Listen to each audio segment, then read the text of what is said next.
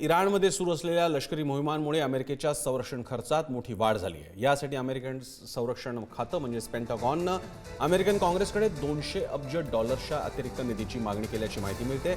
हा निधी मंजूर झाला तर अमेरिकेचा या युद्धावरील एकूण खर्च इराणच्या एकूण जीडीपीच्या निम्म्याहून अधिक होईल। युद्धाच्या पहिल्याच आठवड्यात अमेरिकेने युद्धावर तब्बल 11 अब्ज डॉलर्स खर्च केलेत। यानंतर आता शस्त्रास्त्रांच्या उत्पादनाला गती देण्यासाठी अधिक निधीचा प्रस्ताव ठेवण्यात आला।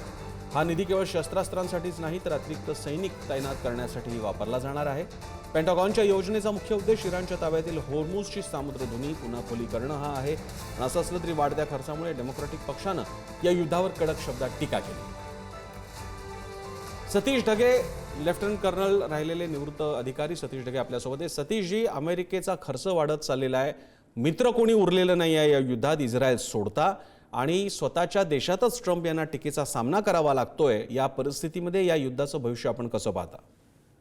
नक्कीच पीटर हेगेस यांचं म्हणणं होतं, जे वॉर सेक्रेटरी आहेत त्यांचं म्हणणं होतं की it takes a lot of money to kill bad guys. आणि इराणमध्ये ज्या प्रकारची आक्रमक भूमिका अमेरिकेनं त्या ठिकाणी घेतलेली आहे त्या अनुषंगानं हा वाढलेला खर्च अतिरिक्त $200 बिलियन याच्याकडे आपल्याला पाहावं लागेल। आणि खरोखरच तिथला डेमोक्रेटिक पक्ष याला सपोर्ट करतो का हे पाहावं लागेल। म्हणजे एक गोष्ट इथून क्लिअर होते की ट्रम्प प्रशासन हे येणाऱ्याही काळामध्ये आक्रमक भूमिका घेत आहे आणि त्या अनुषंगाने त्यांची तयारी आहे। पण ऑलमोस्ट आता तिसऱ्या आठवड्यामध्ये हे युद्ध त्या ठिकाणी पोहोचलेलं आहे। माझ्या मते सगळी जी परिस्थिती निर्माण झालेली आहे त्या विधानांकडे न जाता लो इंटेन्सिटी कॉन्फ्लिक्ट हे पुढचे काही आठवडे इराण त्याचबरोबर अमेरिका यांच्या हल्ल्यांच्या माध्यमातून त्या ठिकाणी दिसेल। पण काही जे आहेत ते टर्निंग पॉइंट त्या ठिकाणी ठरू शकतात।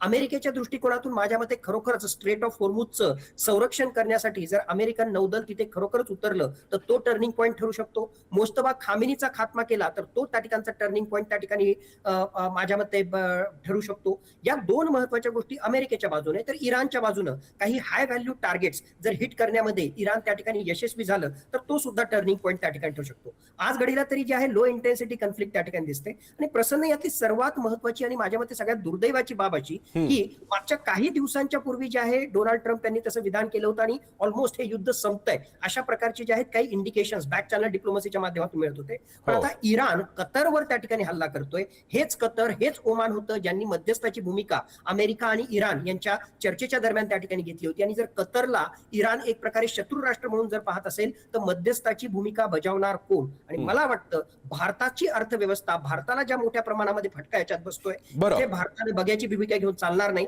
अत्यंत आक्रमकरित्या बॅक चॅनल डिप्लोमसीच्या माध्यमातून भारतानं सतीश ढगेजी, भारत या बाबतीत काय करतोय ते बघावं लागेल, पण तुर्तास हे युद्ध इतक्या लवकर थांबणार नाही हे मात्र सध्या संकेत दिसत आहेत। धन्यवाद।